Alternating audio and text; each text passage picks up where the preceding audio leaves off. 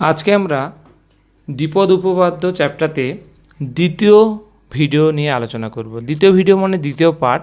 প্রথম পার্টে আমরা সব থিওরি শেষ করতে পারিনি, আজকে সেটা শেষ করব। তো তাহলে চলো আমরা যেখানে শেষ করেছি প্রথম ভিডিওটা, তারপর থেকে আমরা আলোচনা শুরু করি। দেখো, তারপরে যখন আলোচনা শুরু করব, প্রথম যেটা উদাহরণে আসছে, মানে প্রথম যে পার্টটা আসছে, সেটা হলো সমদূরবর্তী পথসমূহ। সমদূরবর্তী পথ বলতে কি? কোনো বিস্তৃতির প্রথম ও শেষ দিক থেকে সমান দূরে অবস্থিত পথ দুটিকে সমদূরবর্তী পথ বলে। জিনিসটা কি? ধরো কোনো বিস্তৃতি তুমি ভাঙছো, ধরো এটা তোমার প্রথম পথ, আমি একটা সার্কেল করলাম, এটা ফার্স্ট প্রথম পথ, এটা দ্বিতীয় পথ, এটা ধরো তৃতীয় পথ, এরকম করে 4, 5, 6 এরকম করে কতগুলো পথ আমি করলাম। তোর প্রথম দিক থেকে 3 নম্বর পথ বলতে এইটা, আর শেষ দিক থেকে 3 নম্বর পথ বলতে এইটা। এই দুটো পথকে বলা হয় সমদূরবর্তী পথ। এই দুটো পথকে সমদূরবর্তী পথ। এই সমদূরবর্তী পথের মধ্যে কি সম্পর্ক, সেটা এবার আমরা ডিটেলসে আলোচনা করব। ঠিক আছে? তাহলে প্রথম দিক থেকে তৃতীয় পথ আর শেষ দিক থেকে তৃতীয় পথ বলতে এই দুটো পথকে বোঝাচ্ছে। যদি বলতাম প্রথম দিক থেকে দ্বিতীয় পথ মানে এইটা, শেষ দিক থেকে দ্বিতীয় পথ মানে এইটা, এই দুটো পথকেও সমদূরবর্তী পথ বলা যেতে পারে, এইটা আর এটা। আবার এইটাকে এটাও সমদূরবর্তী পথ বলা যেতে পারে। তাহলে সমদূরবর্তী পথ বলতে সমান দূরে অবস্থিত। তাহলে ব্যাপারটা নিশ্চয়ই বোঝা গেছে। আচ্ছা আচ্ছা, এবার বুঝে নেওয়ার পর এবার আমরা যেটা করব, থিওরি দিয়ে ব্যাপারটাকে আলোচনা করব। ধরি a plus x whole to the power n এর বিস্তৃতিতে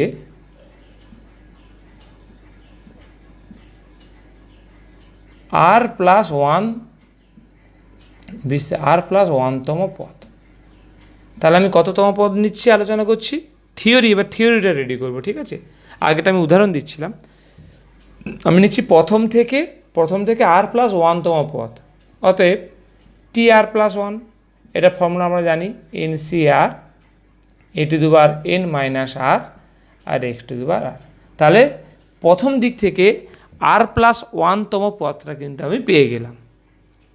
এবার আমি কি করব না, সমদূরবর্তী পথ নির্ণয়ের জন্য এই প্রথম দিক থেকে যেটা r প্লাস 1তম পথ বের করেছি, এবার শেষ দিক থেকে r প্লাস 1তম পথটা নির্ণয় করব। শেষ দিক থেকে, এটা প্রথম দিক থেকে অবভিয়াসলি, এটা লেখা হয়নি, না লেখা মানে প্রথম দিক থেকেই বোঝায়। ঠিক আছে? শেষ দিক থেকে r প্লাস 1তম পথটা বের করব। ঠিক আছে? তাহলে শেষ দিক থেকে যখন r প্লাস 1তম পদ নির্ণয় করব, আমি তাকে tr প্লাস 1 বলতে পারবো না, এটা বলা যায় না, এটা আমি বলতে পারবো না।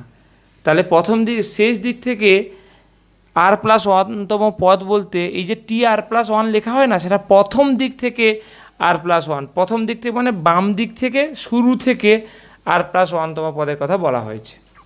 শেষ দিক থেকে যখন তুমি r প্লাস 1তম পদ নেবে, তখন তাকে tr প্লাস 1 লেখা যাবে না। তাহলে কি লেখা যাবে? তাহলে তুমি যেটা হিসাব করবে, শেষ দিক থেকে r প্লাস 1তম পদ সমান প্রথম দিক থেকে কততম পদ হবে, ওটা সমান প্রথম দিক থেকে ওটা কততম পদ হবে সেটা তোমাকে জানতে হবে প্রথম দিক থেকে। তাহলে প্রথম দিক থেকে পদ হবে টোটাল যে পদ n প্লাস 1, আমরা জানি ঘাত যদি n হয়, একে ভাঙলে n প্লাস 1তম পদ হয়, সেখান থেকে বিয়োগ যাবে r প্লাস 1 যেটা আছে, আর এর সঙ্গে 1 যোগ এততম পদ। তাহলে শেষ দিক থেকে r প্লাস 1তম পদ মানে প্রথম দিক থেকে n plus 1 minus r plus 1 plus 1তম পদ। কীভাবে পেলাম না, n টোটাল পদটা পেলাম n প্লাস 1, আর এখানে যেটা r প্লাস 1 আছে তার সঙ্গে 1 যোগ করে নেব, 1 বাড়িয়ে নিতে হয়, এটাই নিয়ম। তাহলে এটা ক্যালকুলেশন করলে কী হবে, প্রথম দিক থেকে এটা ক্যালকুলেশন করলে কত হবে, n plus 1 minus r minus 2 দেখতে পাচ্ছি তম পদ।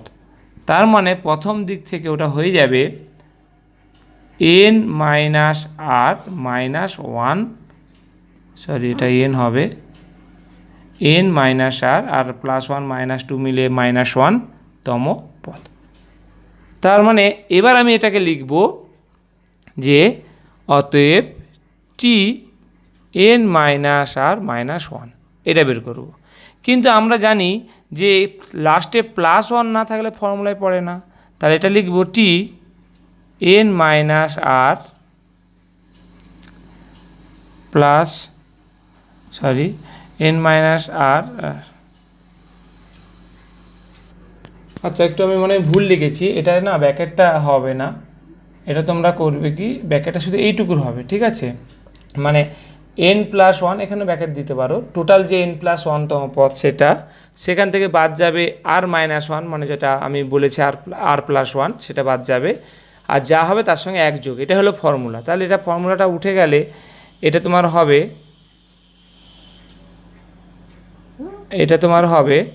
n+1 - r -1 আর এটা +1, তার মানে এটা হবে +1 হয়ে থাকবে, মানে এটা কেটে যাবে, তাহলে n - r +1 তম পদ। তাহলে এবার তোমার এখানে চলে আসবে যে +1, তাহলে এইটা মানে তোমার এটাকে তুমি এইভাবে লিখে নেবে, +1টাকে আলাদা, মানে r এর মান তোমার n - r হলো, এটা r এর মান, ঠিক আছে। তাহলে r এর মান যদি n - r হয় তাহলে পদটা হবে NCr মানে n - r a to the power n -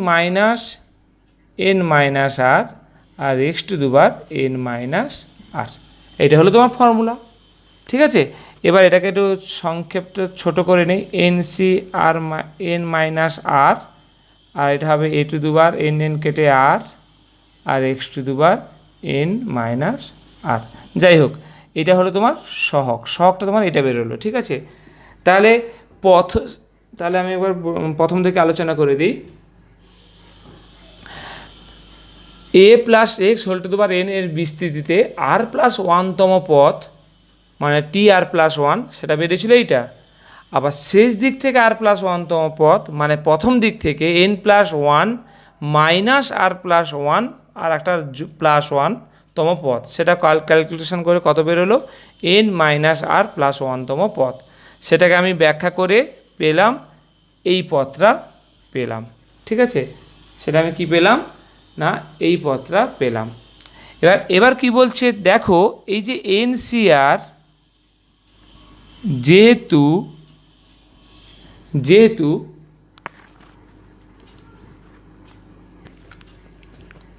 এই যে NCr মানে NCr আর এইটা সমান হয় n - r, যেহেতু এই দুটো সমান হয়ে যায় সেই জন্য সমদূরবর্তী যেটা পদ এইটা আর এইটা, এই দুটো পদ ইকুয়াল হয়ে যাবে, অতএব সমদূরবর্তী পদ সমূহের সহগ সমান হয়। তাহলে এটা তোমাদের মনে রাখতে হবে যে সমদূরবর্তী পদ সমূহের সহগটা সমান হয়, পুরো পদ সমান হয়ে যাবে না, পুরো এই যে পদটা সেটা যে আগে যে পদটা যেটা বেরিয়েছিল তার সঙ্গে যে সমান হয়ে যাবে তা কিন্তু না, শুধু সহগটা সমান হবে, এটা NCn - r আর আগেরটা ছিল NCr, এই দুটো কি হয়ে যাবে সমান হয়ে যাবে। তাহলে ব্যাপারটা বোঝা গেল, যেহেতু এই দুটো সমান হয়, এটা NCr আর n - r, যেহেতু এই দুটো সমান হয় তাই আমি বলতে পারি যে সমদূরবর্তী পদসমূহের সহগ সর্বদা সমান হয়। তাহলে এখন আমরা কি শিখলাম যে সমদূরবর্তী পদসমূহ কিভাবে নির্ণয় করতে হয় সেইটা শিখলাম, এবং কি জানলাম না সমদূরবর্তী পদসমূহের সহগটা সমান হয়, মানে প্রথম দিক থেকে ধরো 3 নম্বর পদের যা সহগ হবে শেষ দিক থেকে 3 নম্বর পদের সহগ একই হবে, অর্থাৎ বোঝা গেল। তাহলে প্রথম দিক থেকে 5 নম্বর পদের সহগ যা হবে শেষ দিক থেকে 5 নম্বর পদেরও সহগ একই হবে, এটাই আমরা জানতে পারলাম। এবার আমরা পরের পাঠে চলে এলাম। পরের পাঠ আছে কি দ্বিপদ সহগ সমূহের ধর্ম। আচ্ছা, দ্বিপদ সহগ সমূহ কোনগুলো মনে আছে? দ্বিপদ সহগ সমূহ বলতে তোমার এই যে সহগগুলো এগুলোকে দ্বিপদ সহগ সমূহ বলে, মানে NC0 NC1 NC2 করে NCn, এগুলোকে বলা হয় বাইনোমিয়াল কোফিসিয়েন্ট, এদের মধ্যে কি ধর্ম হয় সেটা আমরা জানব। 1 নম্বর ধর্ম হবে 1 plus x whole to the power n এর সহগগুলির সমষ্টি সমান 2 টু দি পাওয়ার n। কীভাবে? দেখো, a plus x whole to the power n এর না, 1 plus x whole to the power n এর সহগগুলির সমষ্টি 2 টু দি পাওয়ার n হবে। কীভাবে? না, 1 plus x whole to the power n, এটাকে তুমি ভেঙে দাও, এটা হবে তো তোমার কত, nc, প্রথম হবে nc0, তারপর হবে nc1x, তারপর হবে nc2x স্কোয়ার। এটা আগের দিন আমরা ভেঙেছিলাম, নিশ্চয়ই তোমাদের মনেও আছে। এটা আগের দিন আমরা স্পেশাল একটা ফর্মে আমরা এটাকে তৈরি করেছিলাম। এটা nc(n) x to the power n, এইভাবে ব্যাপারটা ছিল। এবার তুমি একটা কাজ করো, এক্সের জায়গায় 1 বসিয়ে দাও, পুট x ইকুয়াল টু 1, তাহলে এটা 1 আর এটা 1 চলে আসবে, তাহলে 2 টু দি পাওয়ার n এদিকে পেয়ে যাচ্ছ। আর এদিকে কী পাচ্ছ?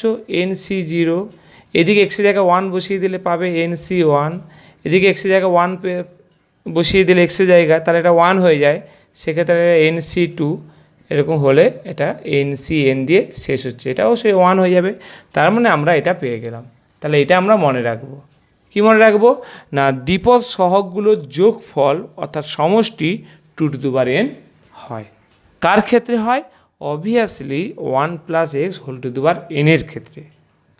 ঠিক আছে, a plus x whole to the power n হলে কিন্তু হবে না, এর মান অবশ্যই 1 ধরে 1 plus x whole to the power n, এই দ্বিপদের সহগগুলো সমষ্টি 2 টু দি পাওয়ার n হয়। 2 নম্বর একটা পয়েন্ট কি বানানো যেতে পারে?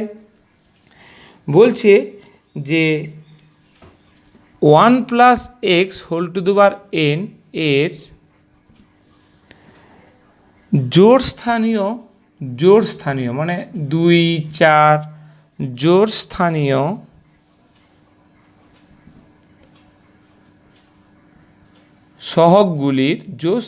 সহগগুলির সমষ্টি সমান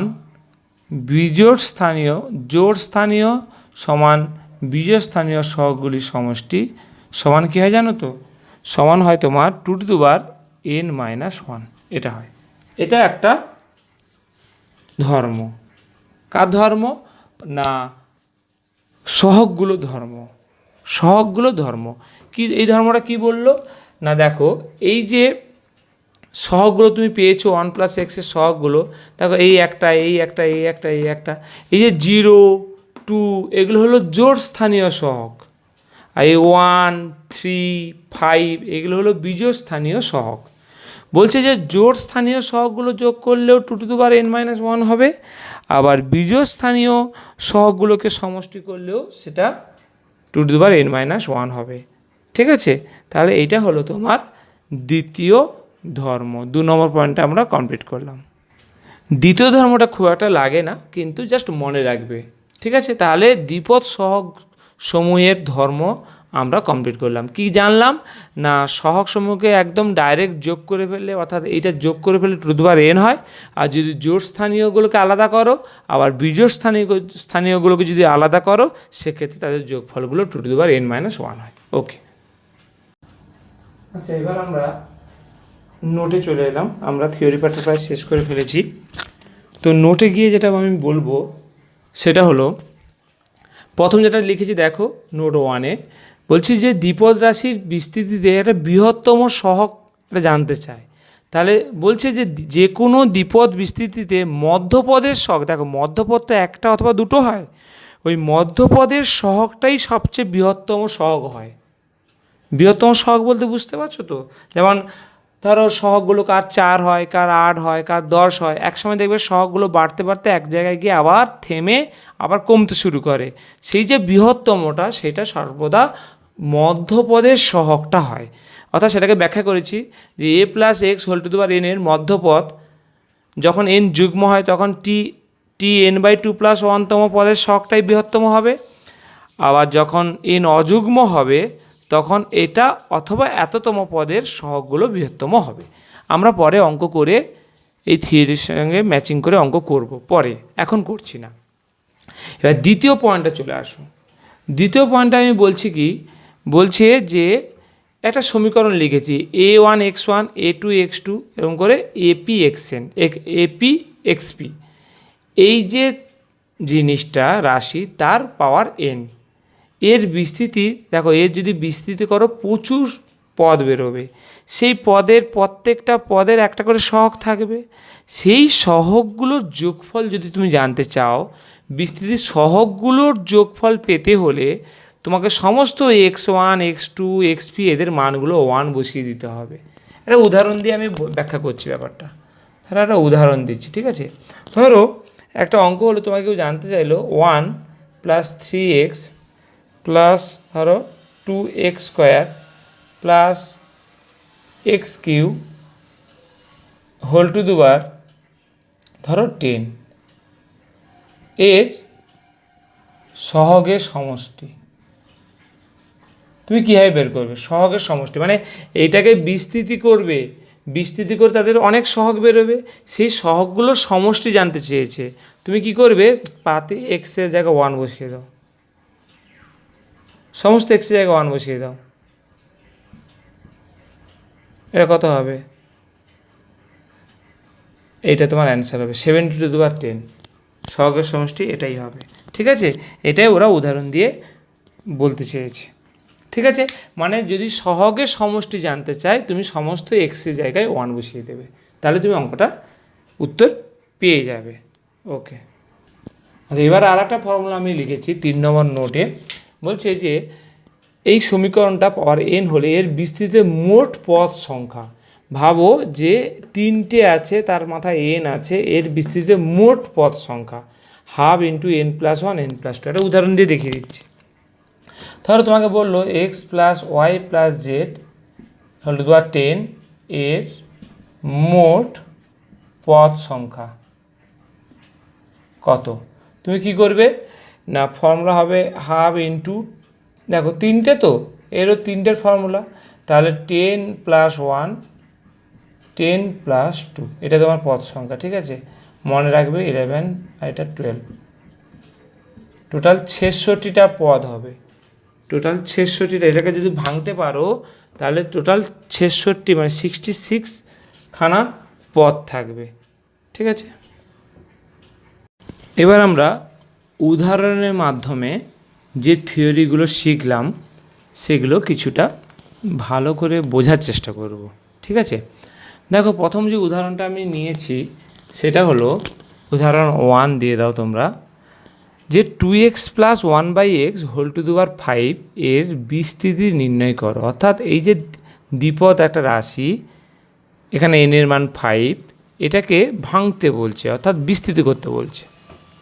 তাহলে আমাদের বিস্তৃতি করার সময় আমাদের যে মেন যে নিউটনের যে ফর্মুলাটা ছিল সেটা কিন্তু মাথায় রাখতে হবে। কি হয় না, প্রথম পদ তার পাওয়ার 5, অবশ্য সামনে একটা NC0 থাকে, সেটা আমি লিখেছিলাম কোনো মনে নেই। ধরো n এর মান তো 5, তাহলে 5C0 2x তার পাওয়ার 5, তারপরে 5C1 2x তার পাওয়ার 5 - 1, কিন্তু সেকেন্ড যে পদ থাকবে 1/x তার পাওয়ারটা 1 হয়ে যাবে। স্টার্ট হলো। আচ্ছা, এবার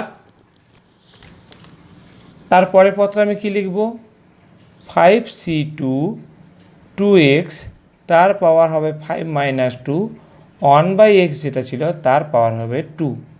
তাহলে প্রথম পদ, দ্বিতীয় পদ, তৃতীয় পদ আমি পেয়ে গেলাম। 4 নম্বর পদ 5C3 2x whole to the power 5 - 3 1/x তার পাওয়ার 3, 5C4 2x whole to the power 5 - 4 1/x তার পাওয়ার 4, আর লাস্টেটা হবে 5C5, এটা থাকে না, শুধু 1/x তার মাথায় 5 থাকে না, বলতে ওটা 0 হয়ে যায় আর কি। যাই হোক, তাহলে আমি এক্সপ্লেন করে দিলাম। তাহলে দেখো, আমরা যা সবাই জানি যে পাওয়ার যদি 5 থাকে তাকে ভাঙলে 6খানা পদ হয়, তাই তো? তাহলে 1 2 3 4 5 6 6টা পদ আমরা কিন্তু পেয়ে গেলাম। এবার এটাকে সহজ করে নাও। 5c0 মানে 1 হয়, ঠিক আছে? 5c0 1 হয়, তাহলে সেক্ষেত্রে 2x তার মাথায় 5 পড়ে থাকবে। আচ্ছা, 5c1 মানে 5 হয়, এটা তোমরা ভাঙা তো আগের দিন শিখলাম আমরা, সেভাবে তোমরা ভেঙে নেবে। 5c1 দেখবে 5 হয়, ক্যালকুলেটার দিয়েও দেখতে পারো। তাহলে হবে 2x, তার পাওয়ার হবে 4 আর 1/x। আচ্ছা, 5c2 মানে হবে তোমার 10, ঠিক আছে? 10 হবে, 10। তাহলে 5c2 মানে 10, তাহলে হয়ে যাবে 2x তার পাওয়ার 3, এটা হবে 1/x²। আচ্ছা, তারপরে এটা 5c3 তোমার হয়ে যাবে আবার 10, ওটা 5c3ও 10 হয়। তোমরা ক্যালকুলেটারে করতে পারো বা ভেঙে দেখে নিতে পারো। আচ্ছা, তারপরে এটা কত হবে? 5c4, ওটা হবে 5।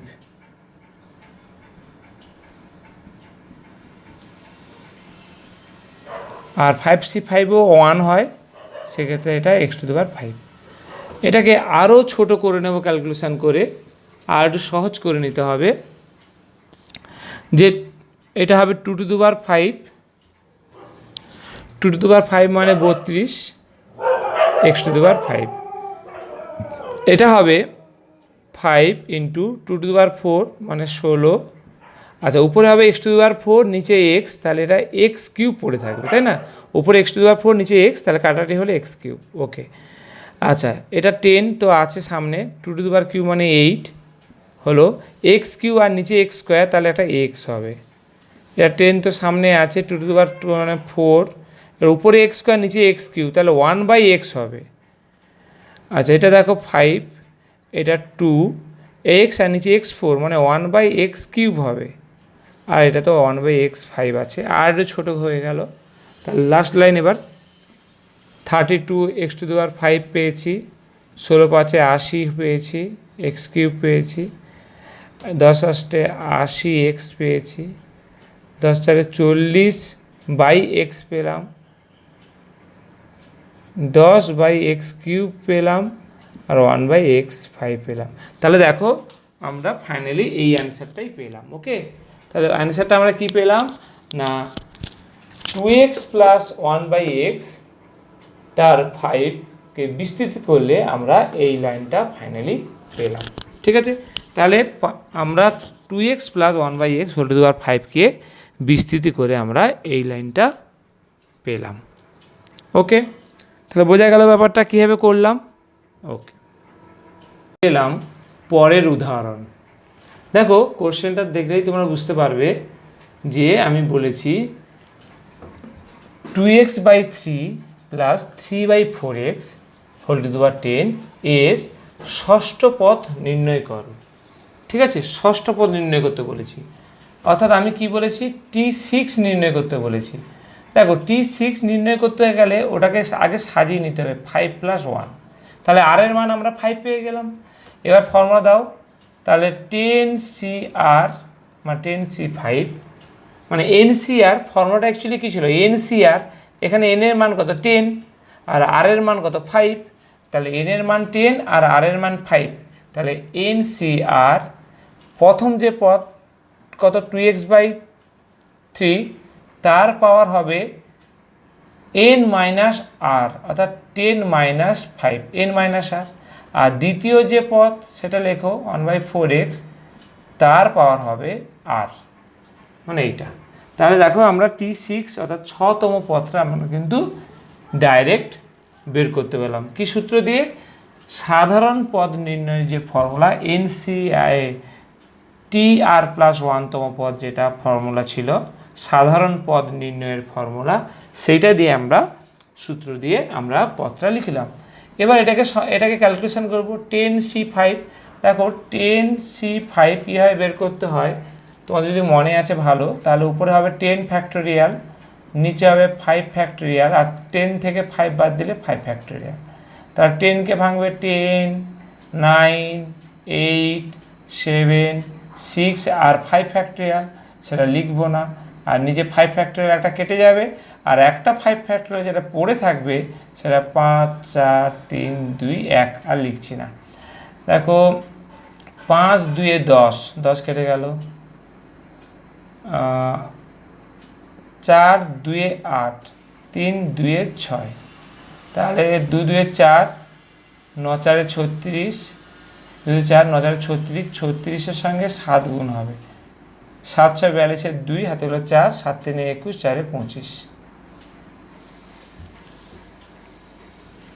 তাহলে তোমার হবে 252 চলে এলো, এটার মান 252। ওকে, এবার এটা কত আসবে না 2x/3 তার হোল টু দি পাওয়ার 10 থেকে 5 আসে, আর এটাও 3/4x তার পাওয়ার 5।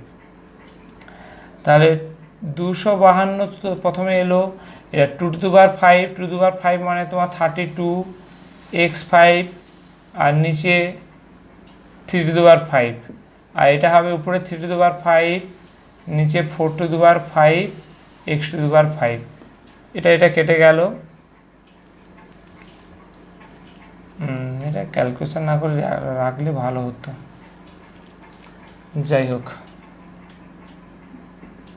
2 টু দি পাওয়ার 5 করে রেখে দাও, তাহলে এটাও 252 বের করতে হয় না, এটা আমি ভুলে গেছিলাম, এইখানে মান বের করতে লাগে না, এটা রেখে দেবো 10C5 এবার রেখে দেবো। ঠিক আছে, তাহলে উত্তর হবে 10C5, উপরে হবে 2 টু দি পাওয়ার 5, আর নিচে হবে 4 to the power 5, x to the power 5, এটা তোমার অ্যান্সার। ঠিক আছে, এটাই তোমার অ্যান্সারটা এইভাবে রেখে দিতে, সরি খেয়াল করেন, x টু দি পাওয়ার 5টা কেটে যাবে, থাকবে না, তাহলে এটাই হলো তোমার অ্যান্সার। তাহলে 10C5, এটা রাফ, ওকে, এটা রাফ হয়ে বেরিয়ে গেল, এটা করার দরকার ছিল না। ঠিক আছে, জাস্ট এইভাবে অ্যান্সার রেখে দিতে হয়, ক্যালকুলেশন করার কোনো প্রয়োজন নেই এখানে। তাহলে T6 T5+1 NC5 ফর্মুলাটা লিখলাম, ক্যালকুলেশন করলাম, এবার যেটা পেলাম 2 টু দি পাওয়ার 5 এর মান যে 32, সেটা লেখার দরকার নেই, কারণ এটাও যদি 32 লেখো তাহলে 4 টু দি পাওয়ার 5-এরও মান বসাতে হবে, 4 টু দি পাওয়ার 5 মানে বুঝতেই পারছো অনেকটা কঠিন হয়ে যাবে, সেজন্য এইভাবে রেখে দেবো। ওকে, আচ্ছা এবার আমরা চলে এলাম 3 নম্বর উদাহরণে। 3 নম্বর উদাহরণ দেখো, x + 1/x whole to the power 8, ঠিক আছে, 8 এর মধ্যপদ নির্ণয় করতে বলেছি, মধ্যপদ। তাহলে দেখো এখানে 8 যুগ্ম অযুগ্ম, 8 যুগ্ম, অতএব t n/2 + 1 সমান t 8/2 + 1 মানে t 4 + 1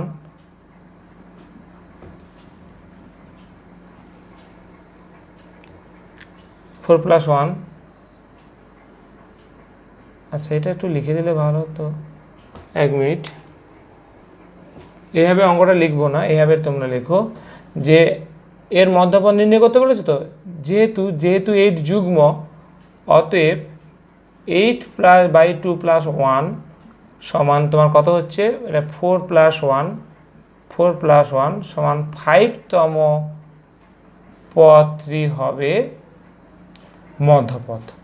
ঠিক আছে, এবার 5তম পদটা বের করো, T5 মানে T4 + 1, তোমার হয়ে যাবে 8C4 x to the power 8 - 4 1/x পাওয়ার 4, মানে 8C4 x to the power 4 1/x to the power 4 কেটে তোমার হয়ে যাবে শুধু এটা। তাহলে এইটা হলো তোমার মধ্যপদ।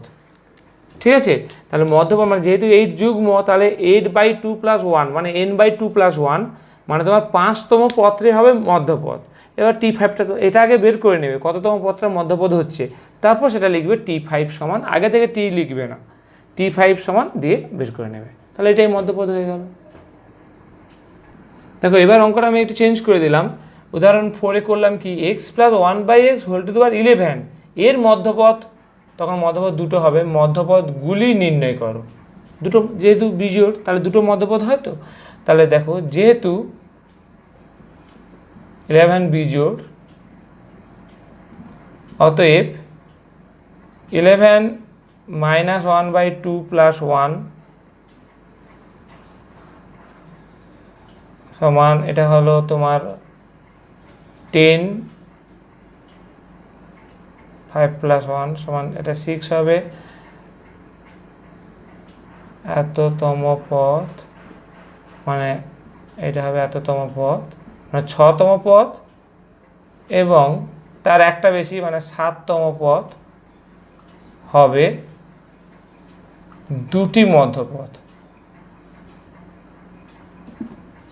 মানে এখানে 6 বেরিয়ে গেলে আর একটা n+1/2 + 1 তো ওটা আর করতে লাগে না, মানে n+1/2 + 1 আর একটা পদ তো এটা আর করবো না, এটার মান অবশ্যই 7 আসবে।